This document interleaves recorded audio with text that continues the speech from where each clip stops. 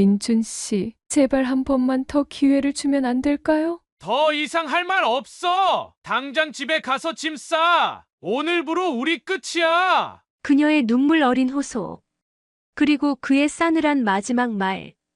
성공한 건축가인 그는 25년 결혼 생활의 민낯과 마주했습니다.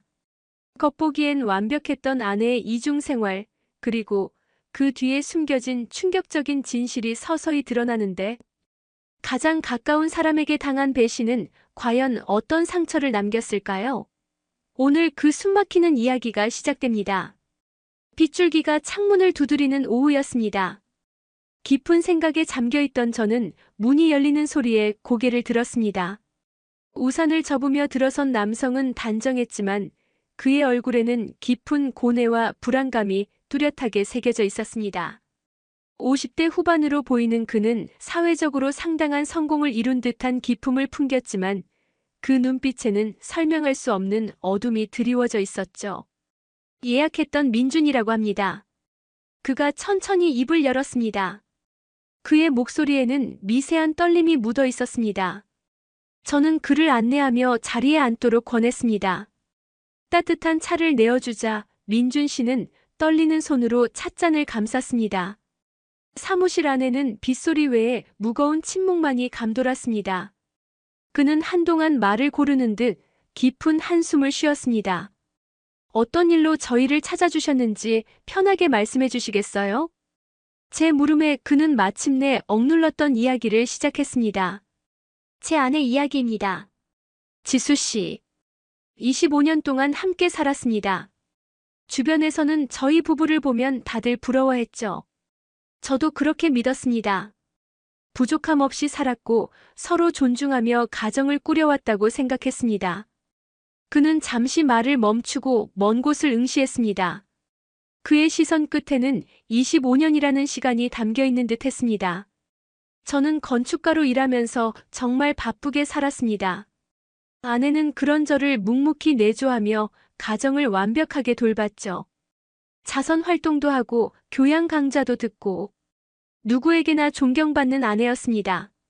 하지만 몇 달 전부터 아내에게 미묘한 변화가 찾아왔다고 했습니다. 갑자기 오르페우스의 서재라는 인문학 클럽에 가입하더군요. 좋은 일이라고 생각했습니다. 아내가 좀 더 자신의 시간을 갖고 지적인 교류를 하는 것이 보기 좋았죠. 문제는 그 클럽 활동이 시작되면서였습니다. 매주 주말이면 클럽 행사로 지방에 다녀오겠다며 집을 비웠습니다. 처음에는 당일치기였는데 나중에는 1박 2일 모임도 잦아졌습니다. 민준 씨는 아내의 새로운 취미를 존중하려 노력했습니다. 하지만 아내의 태도가 그를 불안하게 만들었습니다. 클럽에서 어떤 활동을 했는지 물어보면 늘 두루뭉술하게 대답했습니다. 누구와 함께 갔는지, 장소는 어땠는지 구체적인 이야기를 전혀 하지 않았죠. 그는 주머니에서 휴대전화를 꺼내 아내의 사진을 보여주었습니다. 사진 속 지수 씨는 우아하고 기품 있는 모습이었습니다. 보시는 것처럼 완벽한 사람입니다. 이런 아내가 저에게 숨기는 것이 있을 거라고는 상상조차 할 수 없었습니다. 하지만 제 안의 불안감은 점점 커져갔습니다.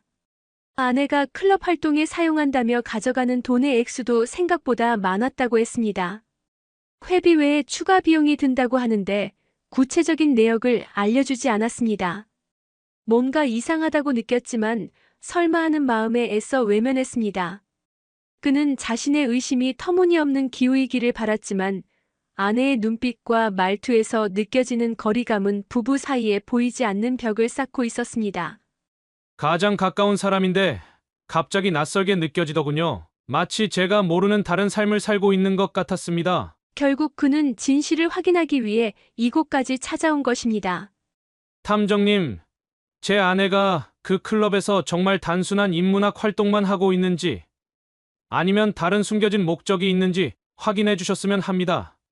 제발 제 의심이 틀렸다고 말해주길 바랍니다. 민준 씨의 목소리는 간절했습니다. 성공한 건축가의 모습 뒤에 감춰진 불안하고 나약한 한 남자의 절규였습니다. 저는 그의 이야기를 주의 깊게 들으며 고개를 끄덕였습니다. 그의 의뢰를 수락하는 순간 저는 앞으로 밝혀질 진실이 그의 삶에 어떤 파장을 일으킬지 가늠조차 할 수 없었습니다. 이 완벽해 보이는 가정에 드리워진 그림자의 실체는 과연 무엇일까요? 저희는 이 베일에 쌓인 오르페우스의 서재와 그 속에 숨겨진 아내의 진실을 파헤치기로 결심했습니다. 민준 씨의 의뢰를 받고 저희는 곧바로 아내 지수 씨에 대한 조사를 시작했습니다. 먼저 그녀의 평일 일과를 관찰했습니다. 이른 아침부터 저녁까지 그녀는 남편의 말대로 완벽한 아내의 역할을 수행했습니다. 고급 주택가에 위치한 자택에서 나와 단정하게 차려입고 자선단체 모임에 참석하거나 백화점 문화센터에서 진행되는 교양 강좌를 듣는 모습이 포착되었습니다. 점심은 주로 지인들과 약속을 잡거나 혼자 간단히 해결했으며 오후에는 집안일을 하거나 개인적인 용무를 처리하는 등 흐트러짐 없는 일상을 보냈습니다. 마트에서 꼼꼼하게 장을 보고 저녁 식사 준비를 하는 모습은 영락없는 현모양처 그 자체였습니다. 탐정님, 지수 씨의 평일은 정말 완벽하네요. 의심할 만한 구석이 전혀 없습니다. 함께 조사하던 정 실장이 말했습니다. 저 역시 같은 생각이었습니다. 평일의 지수 씨는 민준 씨가 설명한 존경받는 아내의 모습 그대로였습니다. 그녀의 일상에는 그림자조차 찾아보기 어려웠죠. 이런 완벽한 모습 뒤에 과연 민준 씨의 불안처럼 다른 무언가가 숨겨져 있을지 의문이 들 정도였습니다. 하지만 의뢰인의 직감은 무시할 수 없기에 저희는 다음 단계인 오르페우스의 서재 클럽에 대한 정보 수집에 착수했습니다. 알아본 결과 오르페우스의 서재는 꽤나 유명한 인문학 클럽이었습니다. 회원 수가 많지는 않았지만 사회적으로 지위가 있거나 재력이 있는 사람들이 주로 참여하는 것으로 알려져 있었죠. 특히 엘더 한이라는 인물이 클럽을 이끌고 있다는 정보도 얻었습니다. 그는 인문학 분야에서 명망이 높고 영향력이 있는 인물로 알려져 있었으며 클럽 회원들 사이에서는 거의 숭배에 가까운 존경을 받고 있다고 했습니다. 하지만 클럽에 대한 상세 정보를 얻는 것은 생각보다 어려웠습니다. 회원 명단은 물론 구체적인 활동 계획이나 모임 장소조차 외부에 거의 공개되지 않는 폐쇄적인 성격의 모임이었습니다. 웹사이트는 기본적인 소개만 있을 뿐 내부 활동에 대한 정보는 전혀 없었고 연락처를 통해 문의해도 극도로 제한적인 정보만을 제공받을 수 있었습니다. 회원 자격도 까다롭고 추천제로만 가입이 가능한가 봐요. 정보가 너무 없는데요? 정 실장이 난감해했습니다. 일반적인 동호회와 달리 이 클럽은 철저하게 베일에 쌓여 있었습니다. 이런 폐쇄성이 오히려 저희의 의심을 증폭시켰죠. 왜 이렇게까지 비밀스럽게 운영되는 걸까? 단순한 인문학 모임이라면 굳이 이렇게까지 정보를 숨길 필요가 없을 텐데 말입니다. 민준 씨가 느꼈던 설명하기 어려운 불안감의 근원이 바로 이런 부분일지도 모른다는 생각이 들었습니다. 저희는 지수 씨가 다음 클럽 행사에 참여하는 날짜와 장소를 파악하는 데 주력했습니다. 다행히 지수 씨의 일정표나 휴대폰 기록 일부를 통해 다음 클럽 모임이 며칠 뒤 지방의 한 고택에서 1박 2일로 열린다는 정보를 입수할 수 있었습니다. 이제 평일의 완벽함 뒤에 숨겨진 주말의 진실을 확인할 시간이 다가오고 있었습니다. 과연 오르페우스의 서재는 순수한 지적 탐구의 장일까요? 아니면 민준 씨의 불길한 예감처럼 다른 목적을 가진 곳일까요? 저희는 다가오는 주말, 그 의문의 고택으로 향할 준비를 했습니다. 드디어 지수 씨가 오르페우스의 서재 클럽 행사에 참여하는 주말이 되었습니다. 저희는 이른 아침부터 지수 씨의 동선을 따라 미행을 시작했습니다. 약속된 장소에 도착하자 지수 씨는 이미 다른 클럽 회원 몇몇과 함께 있었습니다. 모두 지적이고 우아한 분위기를 풍기는 사람들이었습니다. 그들은 준비된 고급 승합차에 함께 탑승했고 저희는 적당한 거리를 유지하며 뒤를 따랐습니다. 버스는 2시간여를 달려 목적지에 도착했습니다. 고즈넉한 분위기의 한옥 고택이었습니다. 주변은 한적했고 외부인의 출입이 엄격히 통제되는 것처럼 보였습니다. 클럽 회원들은 차에서 내려 서로 인사를 나누며 고택 안으로 들어갔습니다. 지수 씨는 밝은 표정으로 다른 회원들과 이야기를 나누며 자연스럽게 무리에 섞여 있었습니다. 그녀의 모습에서는 평소와 다름없는 우아함과 여유가 느껴졌죠. 저희는 고택 주변에 은밀하게 잠복하며 클럽 활동을 관찰했습니다. 낮 동안에는 고택 마당이나 넓은 응접실에서 인문학 강좌가 열리는 듯 했습니다. 강사가 열띤 강연을 하고 회원들이 집중하며 듣거나 질문하는 모습이 멀리서나마 관찰되었습니다. 저녁에는 만찬이 열리는 것 같았고 밤늦게까지 이어지는 대화 소리가 희미하게 들려왔습니다. 겉으로 보기에는 매우 정상적인 인문학 클럽 활동이었습니다. 지수 씨 역시 강좌에 참여하고 다른 회원들과 교류하는 모습이었습니다. 저희는 잠복 이틀 동안 특별히 의심할 만한 결정적인 장면을 포착하지 못했습니다. 클럽 회원들은 함께 모여 활동하고 함께 식사하며 밤을 보냈습니다. 민준 씨의 의심이 기우였을까 하는 생각이 들 정도로 그들의 활동은 표면적으로 완벽했습니다. 하지만 미묘한 부분에서 이상한 점을 발견했습니다. 공식적인 강좌 시간이나 식사 시간을 제외하고 몇몇 회원들이 짧은 시간 동안 별채나 고택 뒤편의 정자 같은 곳으로 이동하는 모습이 몇 차례 목격되었습니다.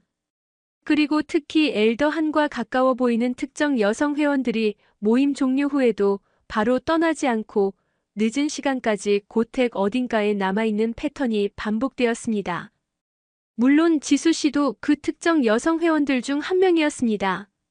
이러한 움직임은 아주 짧고 자연스러웠기 때문에 단순한 휴식이나 사적인 대화로 보일 수도 있었습니다. 하지만 모든 회원들이 그러는 것이 아니라 특정 인물들만이 반복적으로 그런 행동을 한다는 점에서 저희의 주의를 끌었습니다. 마치 공식적인 클럽 활동 시간 외에 다른 목적을 위한 짧은 만남이 이루어지는 것처럼 보였습니다. 첫 번째 미행에서는 결정적인 증거를 잡지는 못했습니다. 지수 씨가 엘더 한과 은밀한 관계를 맺는 모습을 직접 목격한 것은 아니었죠.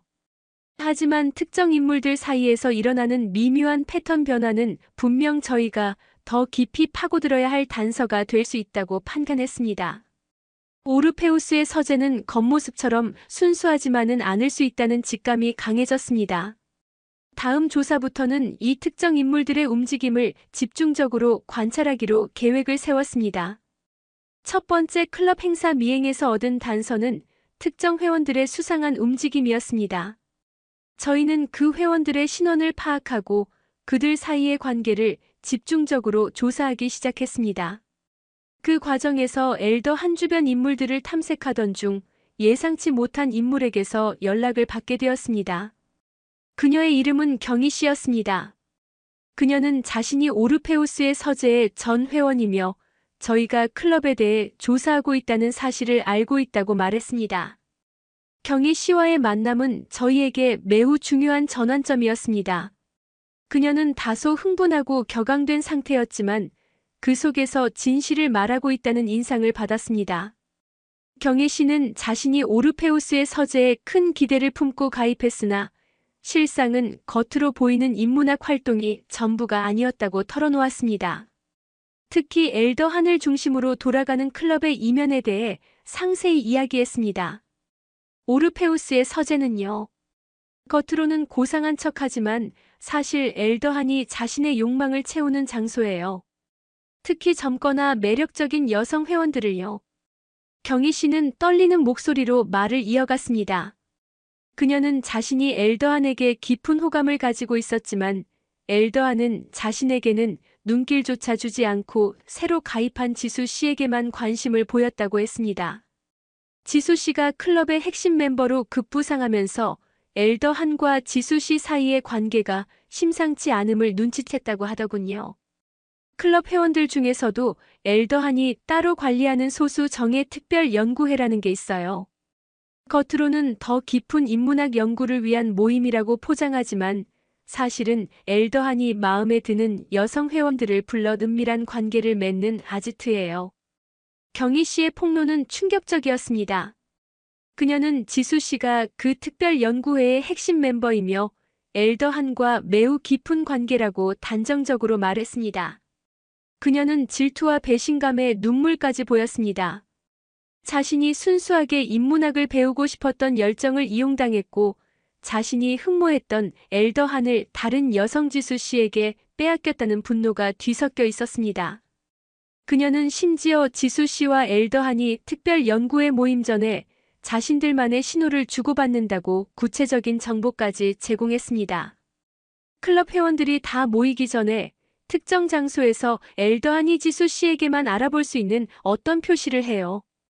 그러면 지수 씨는 그 신호에 맞춰서 나중에 다른 회원들 모르게 빠져나가는 거죠.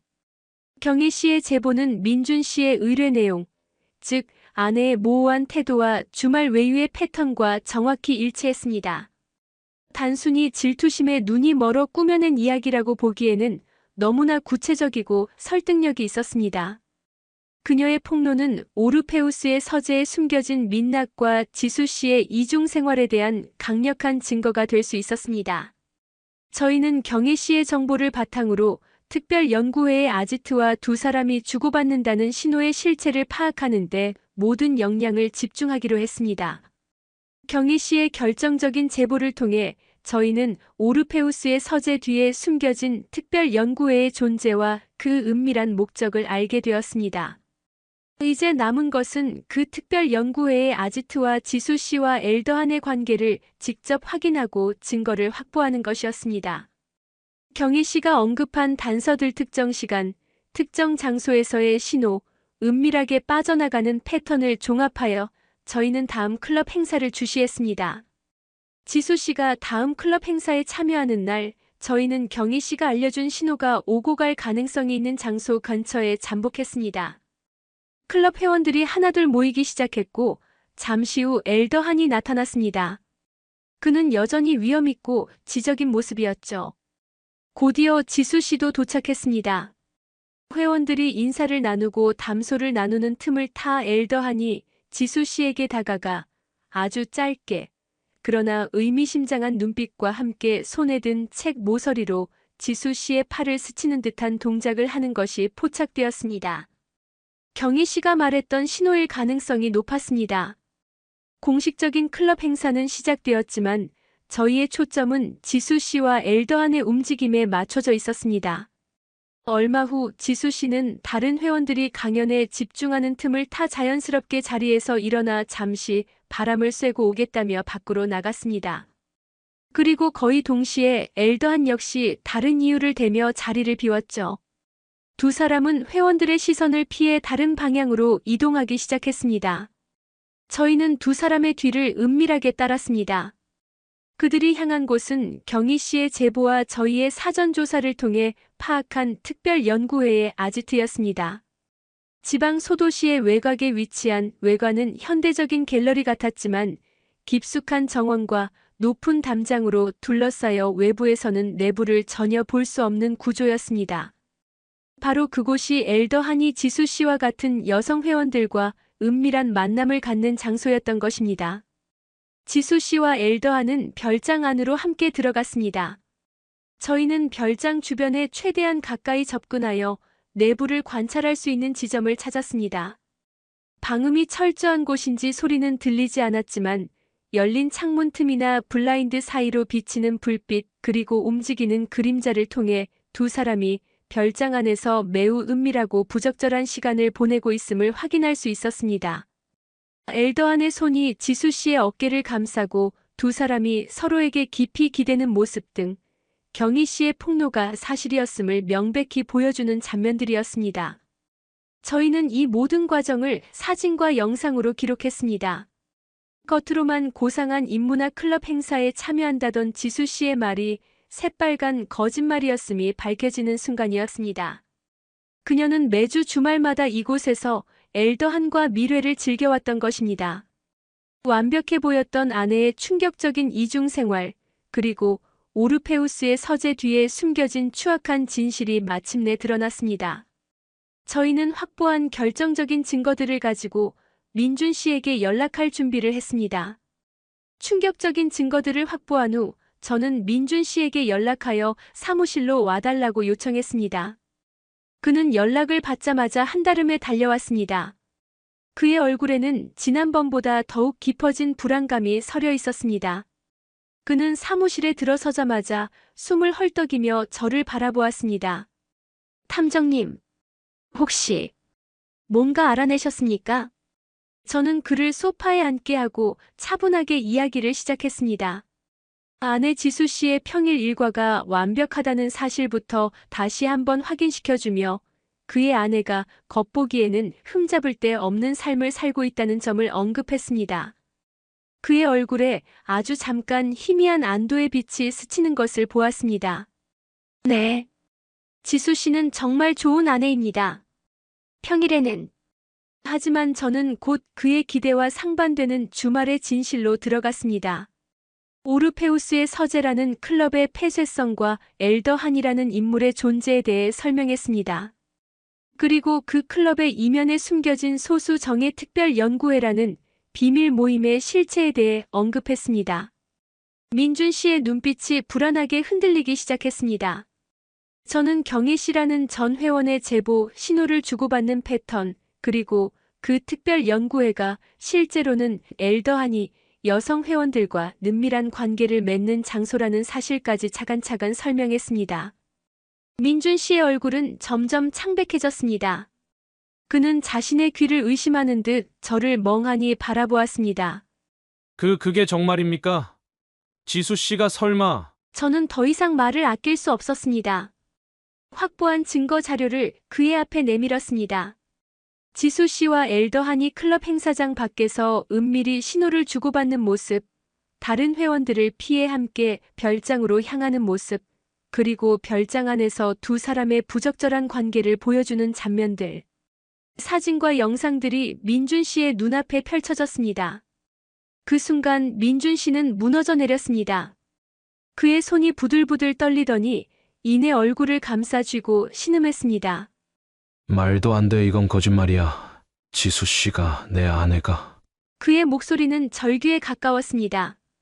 25년 동안 함께 해온 아내의 충격적인 배신 앞에서 그는 자신이 쌓아 올린 삶의 기반이 송두리째 흔들리는 것을 느꼈습니다. 그는 오열했습니다. 겉으로는 완벽했던 가정이 사실은 아내의 은밀한 이중 생활 위에 위태롭게 서 있었음을 깨달은 고통이었습니다. 25년이라는 시간, 함께 나눈 수많은 순간들이 주마등처럼 스쳐 지나가는 듯 했습니다. 배신감, 분노, 그리고 깊은 상실감. 복잡한 감정들이 뒤섞여 그의 영혼을 핥히었습니다.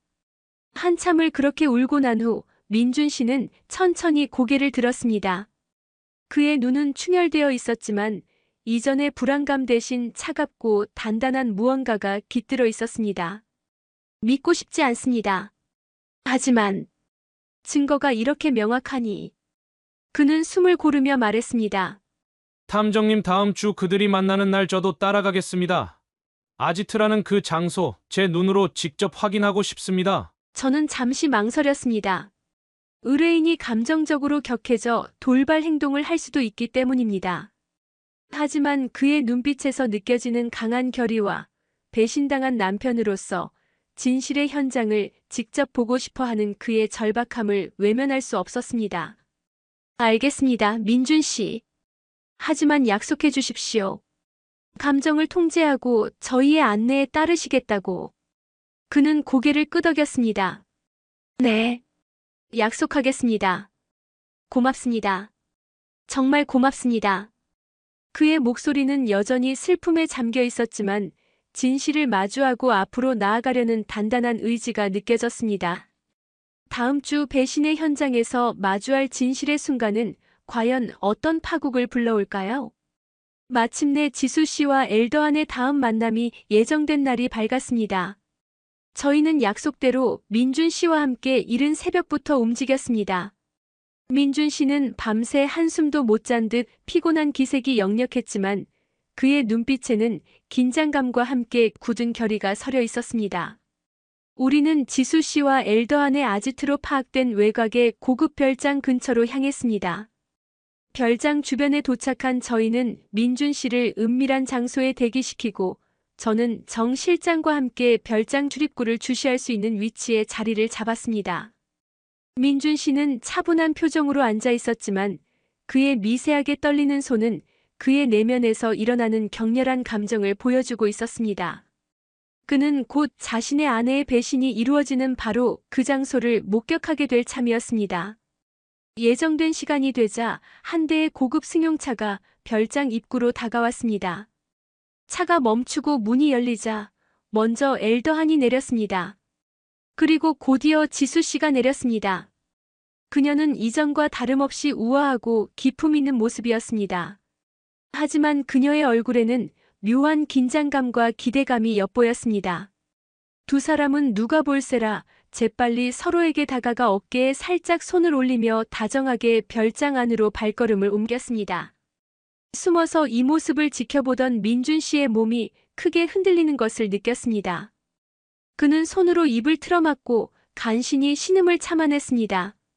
25년 동안 자신의 아내라고 믿어왔던 사람이 자신의 눈앞에서 다른 남자와 함께 은밀한 장소로 들어가는 모습을 직접 목격하는 순간이었습니다. 그가 그토록 외면하고 싶었던 진실이 그의 눈앞에 적나라하게 펼쳐졌습니다. 그의 얼굴은 극도의 고통과 절망으로 일그러졌습니다. 민준 씨, 진정하세요. 저는 그의 어깨에 손을 얹었지만 그는 마치 얼어붙은 듯 아무런 반응도 보이지 않았습니다. 그의 눈에서는 이미 말없이 눈물이 흘러내리고 있었습니다. 충격과 배신감은 그의 이성을 마비시키는 듯 했습니다. 두 사람이 별장 안으로 사라진 후에도 민준 씨는 한동안 그 자리에서 움직이지 못했습니다. 그의 가슴에서는 뜨거운 무언가가 치밀어 오르는 듯 했습니다. 저는 그에게 충분한 시간을 주었습니다.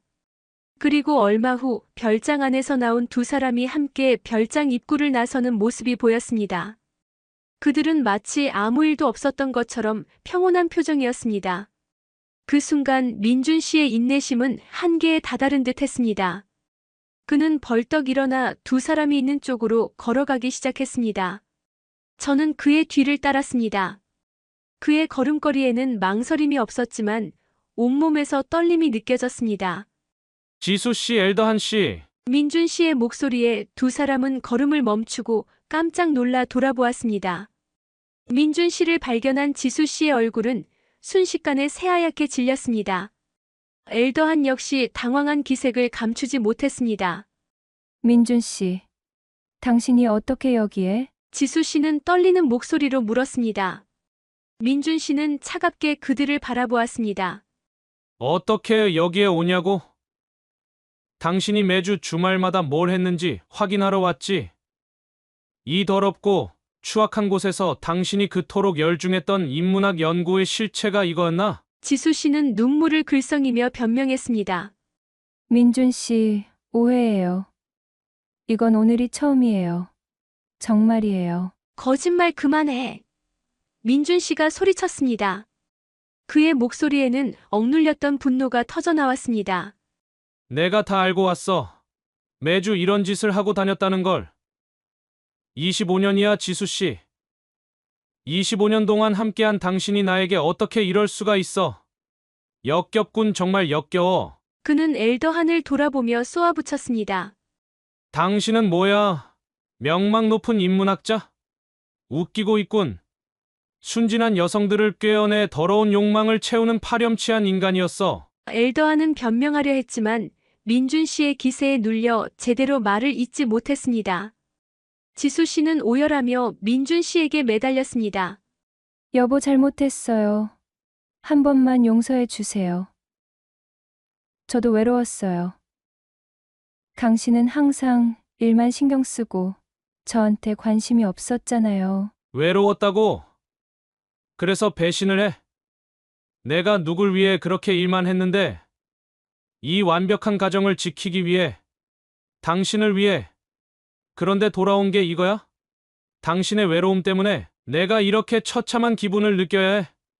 당신 변명 듣고 당신을 이해해줘야 하는 거냐고. 민준 씨의 절규는 아내의 변명을 단호히 잘라냈습니다.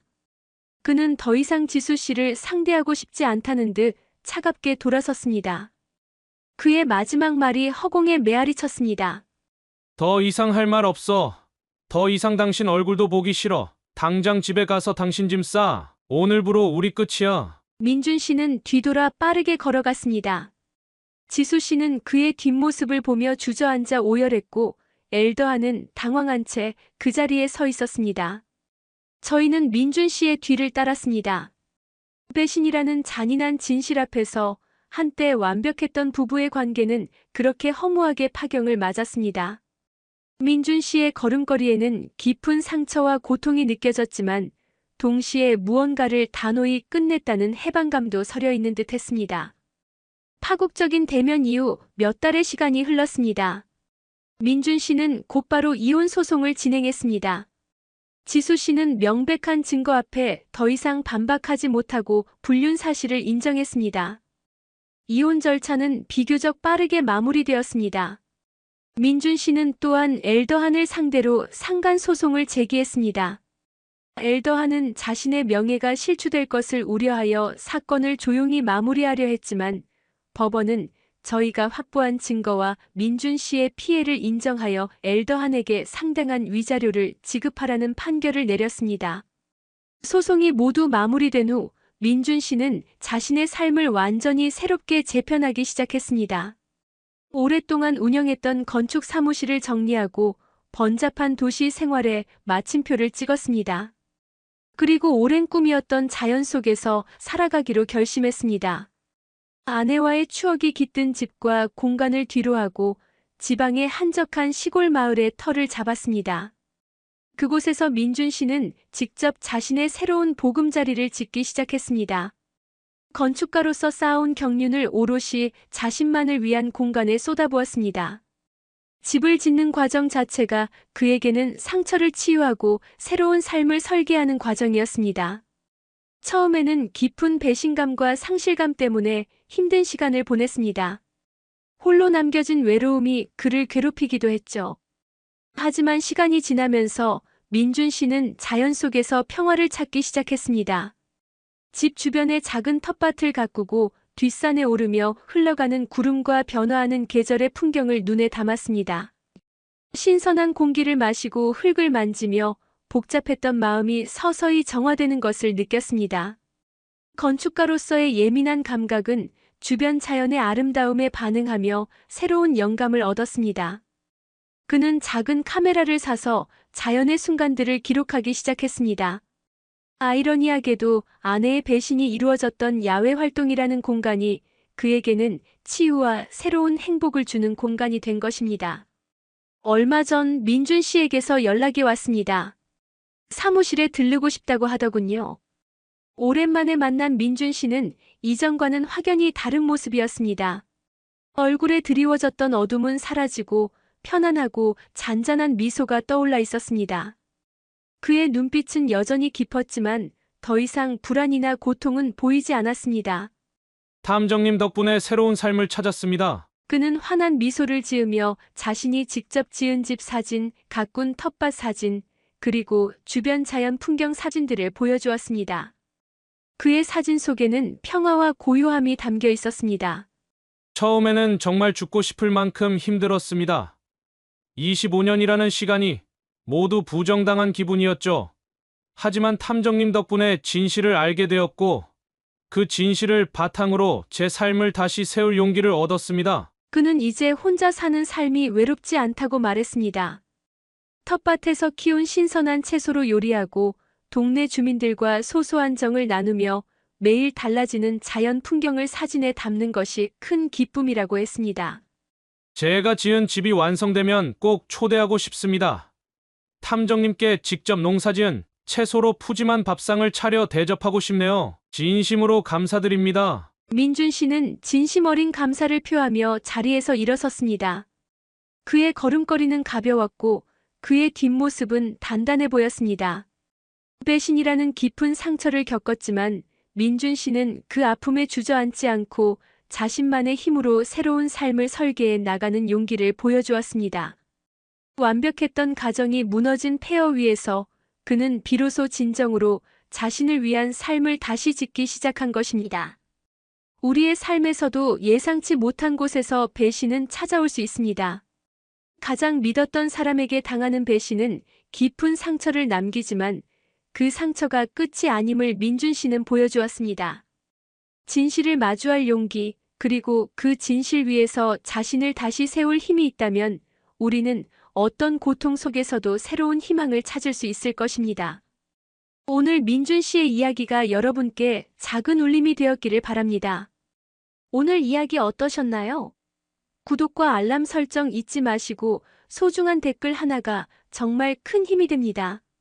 시청해주셔서 진심으로 감사드립니다.